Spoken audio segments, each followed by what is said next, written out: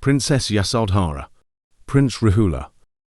Yasodhara was born into a noble family and was known for her beauty, wisdom, and virtues. She was the daughter of King Sapabuddha and Queen Amita. She was married to Siddhartha Gautama, who later became known as the Buddha, at a young age. They were a happily married couple. Yasodhara and Siddhartha lived a luxurious life in the palace.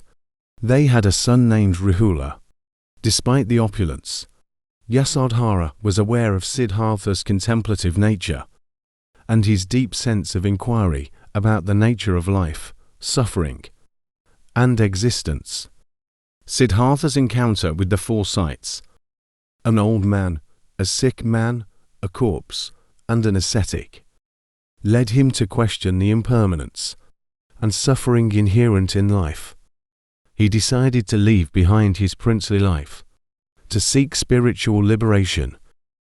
Siddhartha left the palace and his family in search of truth and enlightenment, which came to be known as the Great Renunciation. Yasodhara's life took a different trajectory. After Siddhartha's departure, she was left behind in the palace, facing the absence of her husband and the challenges of raising their young son alone. Despite the hardship, Yasodhara remained devoted to Siddhartha and maintained her connection to him through memories and stories. After his attainment of enlightenment and becoming the Buddha, Siddhartha returned to Kapilavastu, his hometown. He visited the palace and encountered Yasodhara. Yasodhara, who had matured and deepened her own understanding, conversed with the Buddha about their past and her spiritual insights.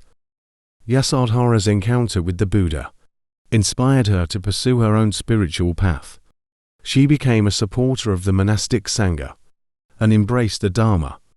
Her wisdom and virtues were recognized by the monastic community, and she became a revered figure in the early Buddhist tradition.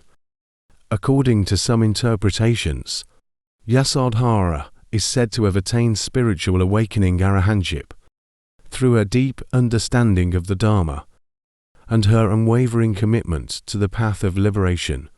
Her story illustrates that spiritual awakening is not limited by gender or societal roles.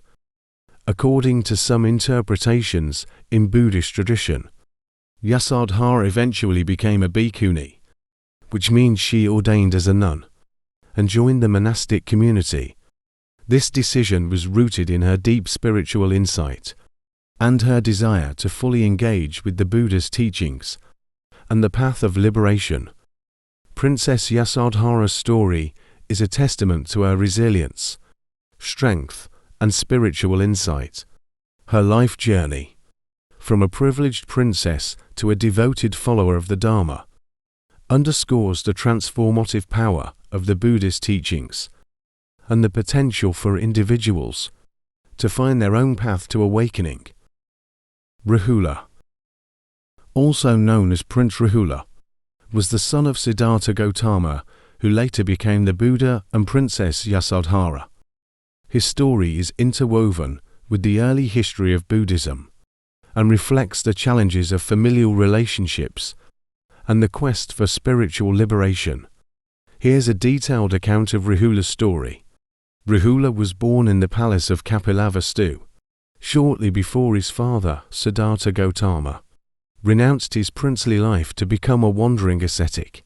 Siddhartha left the palace on the same night Rahula was born, leaving behind his young wife Yasodhara and their son. Many years later, when Rahula was around 7 years old, Siddhartha returned to Kapilavastu as the Buddha, after attaining enlightenment. Upon his return, Siddhartha encountered his son Rahula for the first time. Rahula's mother, Yasodhara, approached the Buddha and requested that he formally acknowledge Rahula as his son. Rahula grew up in the palace without his father's presence. After their reunion, he expressed interest in becoming a member of the monastic Sangha.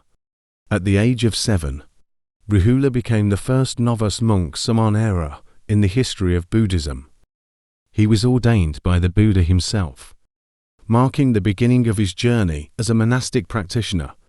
Rahula's ordination was accompanied by a profound teaching given by the Buddha.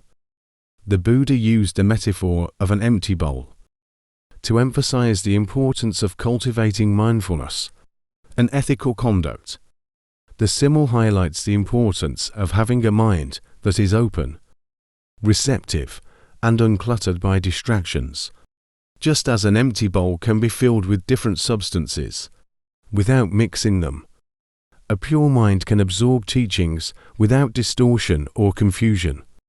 The Buddha's teaching emphasizes the cultivation of ethical conduct, mindfulness, and insight. A clear and unburdened mind is essential for grasping the Dharma and achieving true understanding. The Buddha conveyed profound principles in a simple and accessible manner, making his teachings accessible to people of all backgrounds and ages.